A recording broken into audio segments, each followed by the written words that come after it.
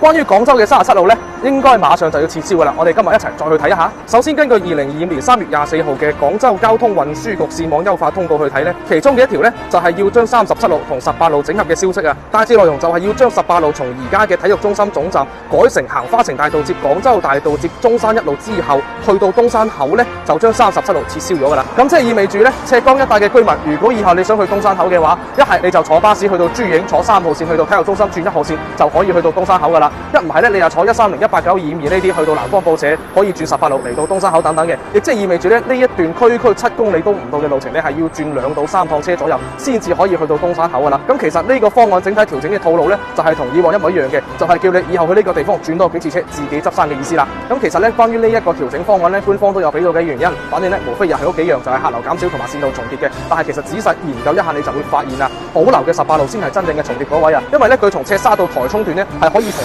37同埋14路重疊咗嘅。咁出咗台涌到體育中心呢一段呢，佢又係同801重合咗嘅。而相反要撤銷嘅37路呢，佢就話出咗台涌之後，行新港路接廣州大道先至到東山口嘅。其中呢，佢仲會經過赤崗路口、珠影、五羊村、南方報社呢啲站點都係知名嘅人流大點嚟嘅。所以成件事呢，就會覺得好奇怪啦，因為呢，佢係保留咗線路重疊機率比較大嘅18路，反而撤銷線路重疊比較少嘅37路嘅。咁至於第二個原因就係客流減少方便咯。而家成個廣州公交有邊條線嘅客流唔係減少嘅呢？不過呢，奇怪就歸奇怪啊，呢啲嘢其實你講咗都係冇咩用嘅，因為呢啲咁嘅所謂意見徵求稿呢，就係等於通知咁上下嘅啫。詳情呢，就可以參考一下之前嘅197路，從新穗巴士轉咗去一汽巴士之後冇幾耐呢，就傳出咗要撤銷嘅意見調整稿嚟啊。咁當時啲人呢，投訴又好意見反饋又好反正197路最後呢，都係1月25號就已經係停止運營嘅啦。咁至於呢個37路同18路所謂整合方案呢，都係咁樣嘅，該斬就斬，問就係客流下降，最後都係要撤銷嘅啦。咁最後呢，就對於37路呢個線路編號要撤銷，我個人呢係覺得都幾可惜下嘅，因為37路作為一條赤沙同東山口嘅老牌線啊，